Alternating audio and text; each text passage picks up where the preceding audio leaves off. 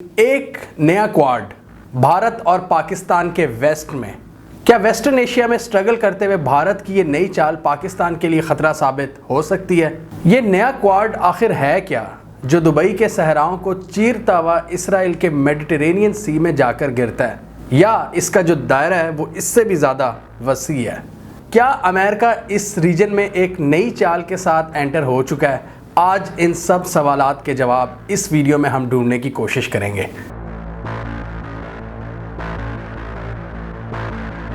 Hello जिक्स, कैसे हैं आप सब? आज एक और इंटरेस्टिंग एपिसोड के साथ मैं आपकी खिदमत में हाजिर हूँ। दोस्तों, मिडिल ईस्ट में हमेशा से पावर के 3 कॉरिडोर्स रहे हैं, एटलीस्ट पिछले 70 सालों में। एक तो अरब वर्ल्ड, ये सऊदी अरेबिया और यूएई वगैरह वगैरह, और दूसरा पर्शियन वर्ल्ड जिसमें ईरान आता है, और तीसरी ज्यूइश वर्ल्ड यानी इजराइल। इसीलिए आउटसाइडर ममालिक के लिए ये चूज़ करना थोड़ा सा मुश्किल हो जाता था कि वो किसको चूज़ करें। अगर इससे दोस्ती करते हैं तो दूसरा कैंप नाराज़ ना हो जाए।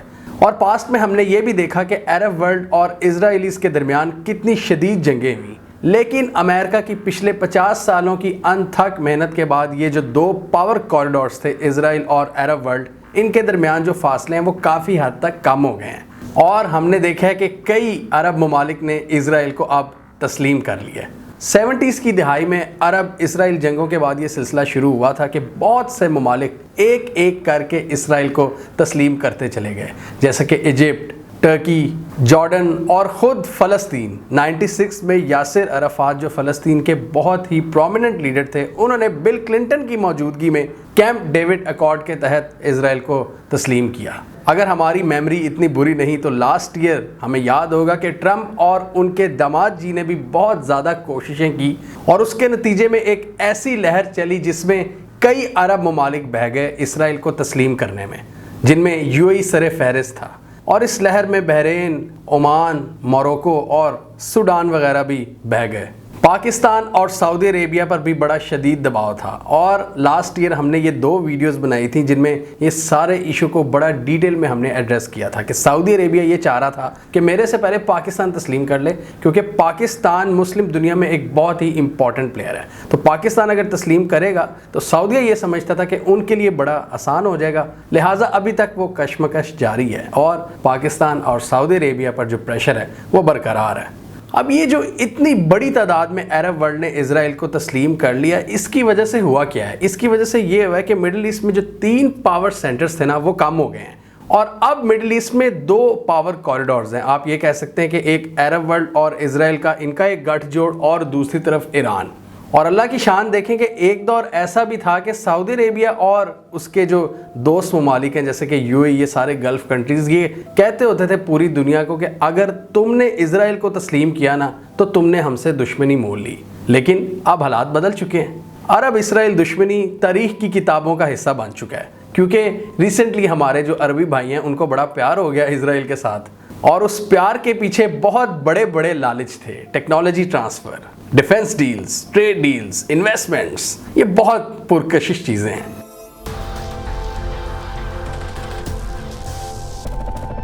अफगानिस्तान में अमेरिका की शिकस्त पूरी दुनिया ने देखी, और शायद सबसे ज़्यादा इसको महसूस खुद अमेरिकन्स ने किया। लिहाजा इस रीजन से पिटने के बाद अमेरिका का जो अब नया निशाना है वो है चाइना। और ये हम कई वीडियोस में डिस्कस कर चुके हैं कि अब उनका जो नया गोल है, जो नई बैटलफील्ड है, वो है साउथ चाइना सी, जिसमें वो समझते हैं कि चाइना के जो मिस एडवेंचर्स हैं हम उनको रोकेंगे। दुनिया को ये बताते हैं कि चाइना वहाँ पे मिस एडवेंचर कर रहा है और हम वहाँ पे रूल बेस्ड ऑर्डर को कायम करने जा रहे हैं। हम वहाँ पर तरक्की, पीस, स्टेबिलिटी के अलंबरदार हैं। और वहाँ पर उन्होंने एक बहुत ही इंपॉर्टेंट एग्रीमेंट साइन कर लिया क्वाड की शक्ल में, जिसमें जापान, ऑस्ट्रेलिया और भारत शामिल हैं। इसके अलावा ऑकुस, ये भी एक नया अलायंस बनाया है इन्होंने चाइना के खिलाफ, जिसमें हमने इस वीडियो में डिस्कस किया था कि ऑस्ट्रेलिया को न्यूक्लियर आबदोजें दी जा रही हैं। साउथ चाइना सी एक बहुत ही इंपॉर्टेंट रीजन है। यहाँ से पूरी दुनिया की ट्रेड का तकरीबन 50% जो वॉल्यूम है वो गुजरता है, और इस ट्रेड रूट के मुतासिर होने से सबसे ज़्यादा नुकसान होगा चाइना को। अब साउथ चाइना सी से वापस आते हैं मिडिल ईस्ट में। मिडिल ईस्ट में एक बड़े अरसे से अमेरिका की जो प्रेजेंस थी वो बहुत स्ट्रॉन्ग थी। उन्होंने अरबों के साथ तेल के मुआहदे किए थे तकरीबन 70-80 साल पहले। पुरानी डील्स थी उनकी, क्योंकि अमेरिका की जो लालच थी, जो कशिश थी, वो थी तेल। उस सिलसिले में वो वजह बनी थी कि अमेरिका और अरब ममालिक की दोस्ती वो क्यों इतनी ज़्यादा मजबूत हुई, और उसका ये भी फ़ायदा हुआ इजराइलीज़ को कि अमेरिका ने काफ़ी हद तक इन पर चेक एंड बैलेंस रखा अरब स्टेट्स पर, और आहिस्ता आहिस्ता उनको तस्लीम भी करवा लिया।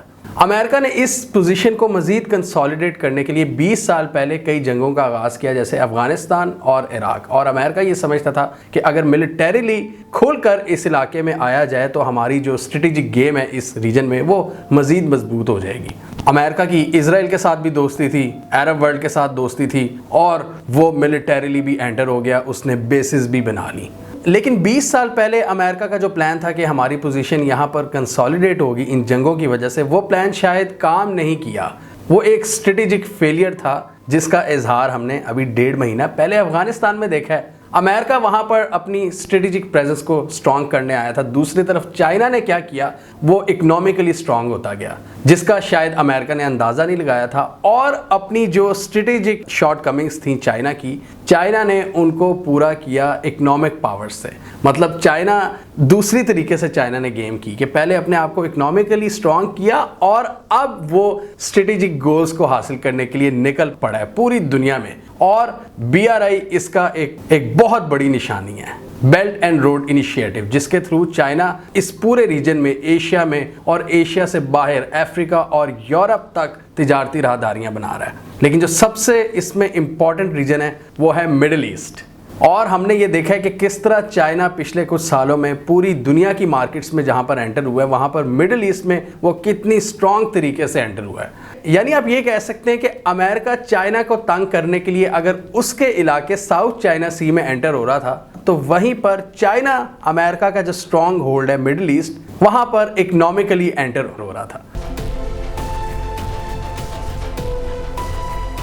हमने इस वीडियो में बड़ी डिटेल में डिस्कस किया है चाइना और इजराइल की एक स्पेक्टेकुलर पार्टनरशिप, किस तरह चाइना इजराइल के साथ पोर्ट कंस्ट्रक्शंस के मुआहदे कर रहा है, जिससे अमेरिका बहुत ज़्यादा परेशान है। चाइना की Shanghai international port group $billion के कंटेनर टर्मिनल बना रही है इजराइल की हाइफा पोर्ट पर, और इसके बिल्कुल सामने मेडिटेरेनियन सी में अमेरिका की हैं नेवल वेसल्स। अमेरिका को ये डर है कि चाइना की इजराइल में इतनी ज़्यादा इन्वेस्टमेंट्स, इनकी जो इकोनॉमिक पार्टनरशिप है, कहीं वो स्ट्रेटेजिक पार्टनरशिप में तब्दील ना हो जाए।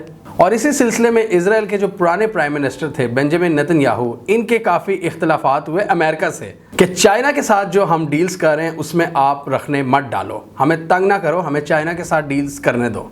अब चाइना की जो पोर्ट बिल्डिंग कैपेबिलिटीज़ हैं वो बहुत ज़बरदस्त हैं, पूरी दुनिया उनसे मुआहदे कर रही है। ये सिर्फ पाकिस्तान नहीं है जिसने गवादर के ठेके दिए हुए चाइनीज़ को, पाकिस्तान के साथ साथ इजराइल और UAE ने भी बहुत बड़े बड़े मुआहदे किए हुए चाइना से पोर्ट्स की कंस्ट्रक्शन के हवाले से। और ये बात हमें समझ लेनी चाहिए कि पाकिस्तान के साथ साथ इजराइल और UAE भी चाइना का जो बेल्ट एंड रोड इनिशिएटिव है उसका बहुत अहम पार्ट है, बहुत अहम प्लेयर्स हैं, क्योंकि इन दोनों मुल्कों की जो पोजीशन है, स्पेशली इजराइल की जो लोकेशन है, वो बहुत बहुत ज़्यादा इंपॉर्टेंट है strategically.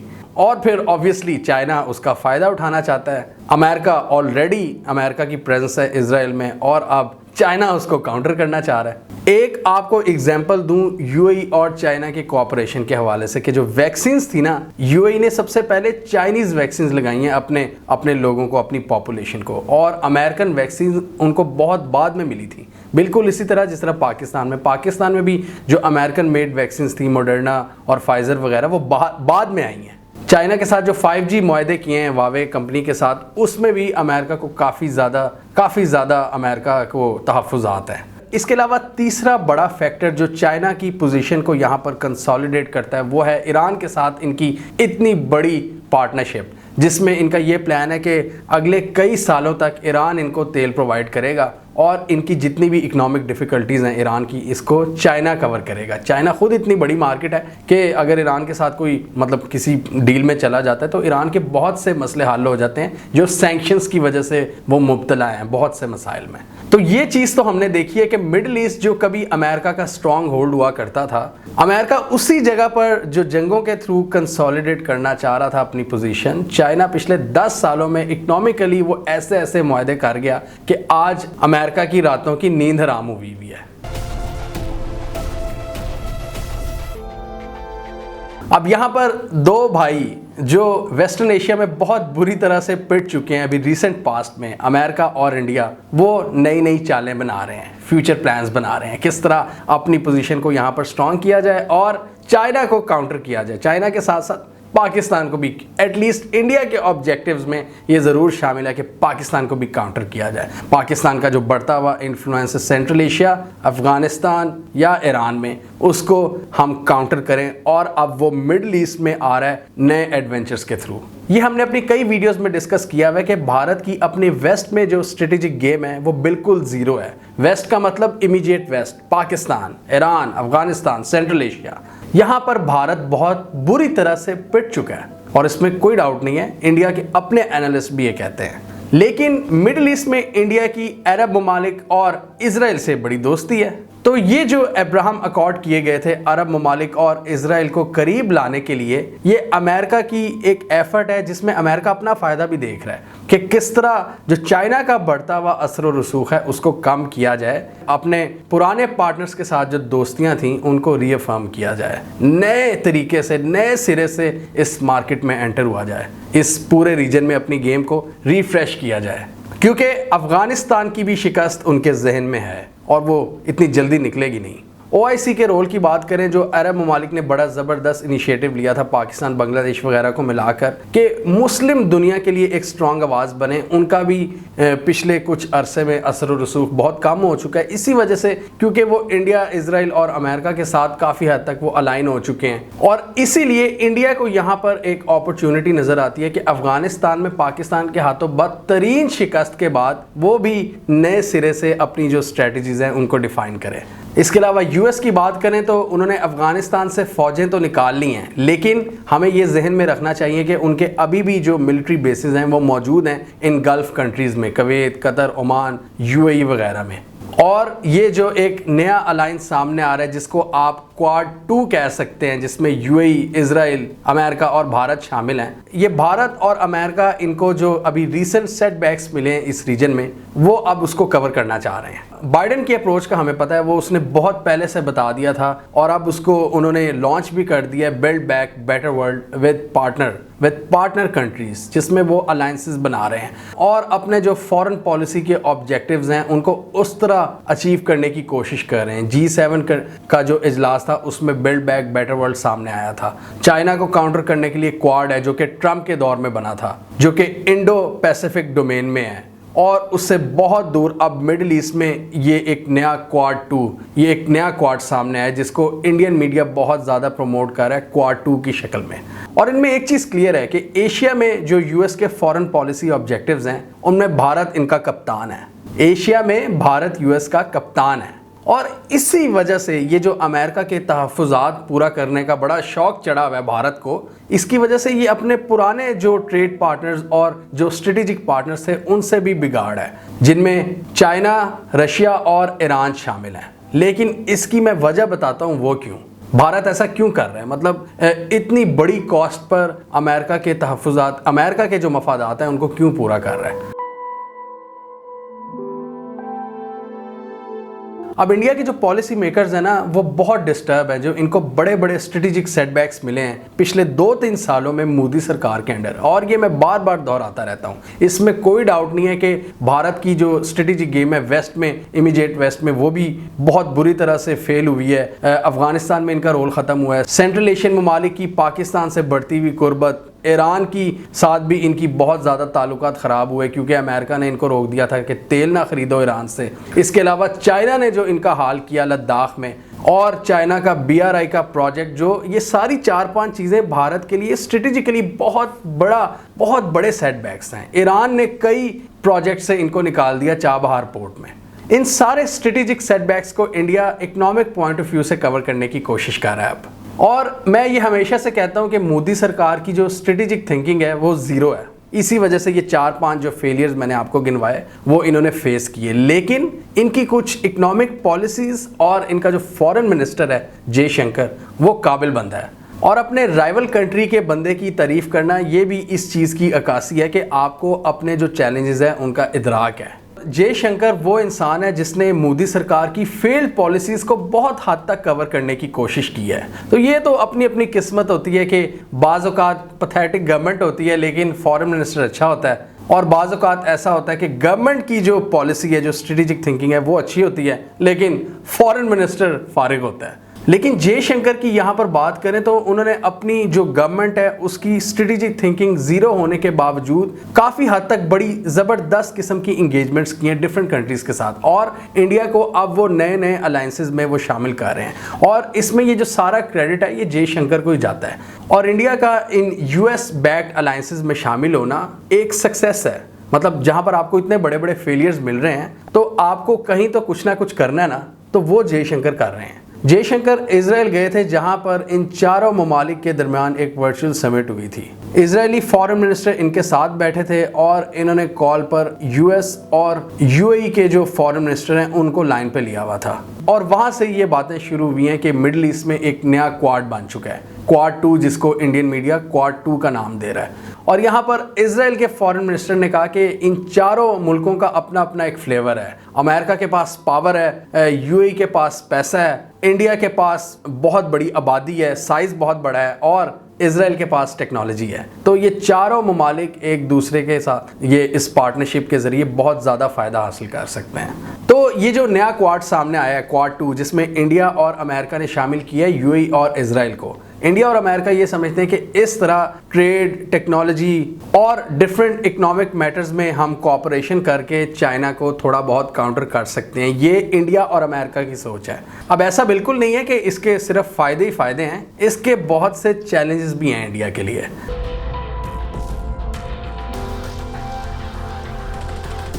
Economic point of view से बात करें तो ये भारत के लिए बहुत फ़ायदेमंद है। हम देख रहे हैं कि भारत में जो वेस्टर्न ममालिक और अमेरिका की तरफ से जो इन्वेस्टमेंट्स हैं उनमें इजाफा होता चला जा रहा है, क्योंकि भारत यहाँ पर अमेरिका के मफादात का तहफ़्फ़ुज़ कर रहा है। एक दौर में पाकिस्तान किया करता था 60s में, अयूब के दौर में हमारी बिल्कुल इसी किस्म की अंडरस्टैंडिंग थी, हमें हर किस्म का तावन मिल रहा था जो आज इंडिया एंजॉय कर रहा है। तो नो डाउट जहाँ पर स्ट्रेटेजिक फेलियर्स हैं वहाँ पर इंडिया के लिए इकोनॉमिक बेनिफिट्स हैं। पाकिस्तान की बात करें तो हमें ज़्यादातर स्ट्रेटेजिक कामयाबियाँ मिल रही हैं, ये चाहे लद्दाख का वाक़या हो, ये सेंट्रल एशिया में हमारी इंगेजमेंट हो, या अफ़गानिस्तान हो, या ईरान में इंडिया का फेलियर हो, ये हमारे लिए कामयाबियाँ हैं। मसला ये है पाकिस्तान के लिए कि अभी तक ये स्ट्रेटेजिक कामयाबियाँ हमारे इकोनॉमिक बेनिफिट्स में कन्वर्ट नहीं हो रही, तो इसको कन्वर्ट करना है। इसके लिए हमारी फॉरेन पॉलिसी, हमारे फॉरेन मिनिस्ट्री, हमारी जो सारा जो पॉलिसी मेकर्स हैं, जो स्ट्रेटेजिक थिंकर्स हैं, उनको एक्टिव होना पड़ेगा। पैट्रियट किस्म के नुमाइंदे फॉरेन ऑफिस के लगाने पड़ेंगे डिफरेंट ममालिक में, जो इंगेज करें, जो मेहनत करें, जो प्रेजेंटेशंस बनाएं, जो उनको बताएं पाकिस्तान का पोटेंशियल, इंगेज करें कि किस तरह हमारी ट्रेड में इजाफा हो सकता है, किस तरह इंगेजमेंट में इजाफा हो सकता है। फॉरेन पॉलिसी की डोमेन में ऐसा लगता है कि भारत हमसे नंबर ले रहा है। अब यहाँ पर यह भी बदकिस्मती है कि यहाँ पर हमारे इदारों में हमारी ईगोज़ ही नहीं ख़त्म होती। हर इदारा समझता है कि मैं दूसरे से बड़ा हूँ। इनको अपनी ईगोज़ को साइड पर रखकर पाकिस्तान का मफाद सोचना पड़ेगा, क्योंकि चैलेंजेस बहुत बड़े हैं। Health, education, economy, defence, strategy. आपको पैसा चाहिए, आपको इन्वेस्टमेंट चाहिए, आपको ट्रेड चाहिए, और उस डोमेन में आप कामयाबियां हासिल नहीं कर रहे। वेस्ट की बात करें, अमेरिका की बात करें, तो वहाँ से नई इन्वेस्टमेंट्स नहीं आ रही। तो इस हवाले से हमारे फॉरेन पॉलिसी के लिए फॉरेन थिंकर्स हैं, फॉरेन पॉलिसी के जो लोग हैं, जो बैठे काम कर रहे हैं, जो हमारे थिंकर्स हैं, उनके लिए हम यही कह सकते हैं कि प्लीज़ वेक अप। और इस सिलसिले में पाकिस्तान के लिए एक और बहुत बड़ा पोटेंशियल नुकसान मुझे ये नज़र आ रहा है कि अभी इंडियन गवर्नमेंट के मुताबिक, अभी UAE की तरफ से कोई ऐसी बात नहीं आई, लेकिन इंडियन गवर्नमेंट ने ये कहा है कि हमने UAE से मुआहदा कर लिया है कि वो कश्मीर में, इंडियन इलीगली ऑक्युपाइड कश्मीर में इन्वेस्टमेंट करने जा रहा है UAE। अगर ऐसा होता है तो ये पाकिस्तान के लिए एक बहुत बड़ा सेटबैक होगा। तो पाकिस्तान को अभी से ही अपना ये सारा मतलब जागने की ज़रूरत है हमारे पॉलिसी मेकर्स को। खुदारा अपनी ईगोज़ को साइड पर रखिए और पाकिस्तान के लिए काम करें। हम देखें हमारी एक्सपोर्ट्स कहाँ पर खड़ी है, हमारी ट्रेड कहाँ पर खड़ी है, जो फॉरेन इन्वेस्टमेंट है वो कहाँ पर खड़ी है। आप लोग जो इन ओहदों पर बैठे हैं, आप पाकिस्तानी अवाम की खिदमत करने के लिए बैठे हैं। अब ये थिंकिंग बिल्कुल ऑब्सलीट हो चुकी है कि कुर्सी मेरे नीचे है तो मैं ज़मीन पर खुदा बन जाऊँ और मैं अवाम को कुछ ना समझूं, सिर्फ अपनी अयाशी और अपनी ईगो को मैं सिक्योर करूं। इन्हीं करप्ट अनासिर की वजह से आज जो हमारी इकोनॉमिक डिफ़िकल्टीज़ हैं उनमें इजाफा होता चला जा रहा है। और दूसरी तरफ अगर आप भारत को देखें, वो किस तरह के अलायंसेस कर रहा है कि बावजूद कि हमें इतने ज़बरदस्त स्ट्रेटेजिक कामयाबियां मिली, लेकिन वो उनको किस तरह काउंटर कर रहा है, वो इकोनॉमिक पॉइंट ऑफ व्यू से काउंटर करने की कोशिश कर रहे हैं। और ये जो अलायंस अभी ये क्वाड 2 जो सामने आया है, इसमें इन सब का यही कहना है कि इसकी स्ट्रेटेजिक इम्प्लीकेशंस नहीं होंगी, ये अभी हमने इकोनॉमिक पार्टनरशिप के लिए ही इसको बनाया है। लेकिन यू नेवर नो, आपको नहीं पता कि फ्यूचर में इसके क्या क्या मकासद हो सकते हैं। और चाइना के साथ साथ ये ऑब्वियसली पाकिस्तान के लिए भी बहुत बड़ा थ्रेट साबित हो सकता है अगर हमारे पॉलिसी मेकर्स ने आंखें ना खोली तो। और यहाँ से ये क्लियर ग्रुपिंग नज़र आ रही है इंडिया, इजराइल, अमेरिका और यूएई की शक्ल में। अब यहाँ पर इनके लिए जो चैलेंज है वो ये है कि जैसे मैंने पहले डिस्कस किया कि इंडिया अपने पुराने जो पार्टनर्स हैं उनके साथ बिगाड़ना शुरू हो गया है, ईरान, रशिया और चाइना के साथ। रशिया ने तो इनकी जो क्वाड में प्रेजेंस है, पूरे क्वाड पर ही सवाल उठा दिए हैं जो इंडो पैसिफिक में इन्होंने चाइना को काउंटर करने के लिए बनाया है। तो रशिया ने उस पर भी बहुत बड़े तहफ़्फ़ुज़ात का इजहार कर दिया और ये इंडिया के लिए सेटबैक है। और मिडिल ईस्ट में भी अगर इन्होंने क्वाड 2 को स्ट्रेटेजिक मकासद के लिए यूज़ किया तो इनको ऑपोजिशन फेस करनी पड़ सकती है पाकिस्तान, चाइना, रशिया और अफ़गानिस्तान की तरफ से। और मैं एक इम्पॉर्टेंट कंट्री भूल गया, ईरान की तरफ से। लेकिन इनके मुताबिक फ़िलहाल ये एक इकोनॉमिक अंडरस्टैंडिंग है। ये तो हमें मुस्तकबिल में ही पता चलेगा। हमें कमेंट सेक्शन में बताइए आपके ख्याल में ये जो क्वाड 2 है ये पाकिस्तान के लिए कितना बड़ा ख़तरा साबित हो सकता है। आपके ख्याल में ये जो क्वाड 2 है ये भारत के दुश्मनों की तादाद में इजाफा करेगा या दोस्तों की? कमेंट कीजिए। इसके अलावा हमारा यूट्यूब चैनल सब्सक्राइब कर लें और साथ ही वो बेल आइकॉन भी दबा लें ताकि वो स्टोरीज दुनिया भर से और पाकिस्तान से जिनकी मेन स्ट्रीम मीडिया पर प्रॉपर कवरेज नहीं होती, हमारे प्लेटफॉर्म के थ्रू आप तक टाइम पर पहुंच जाएं।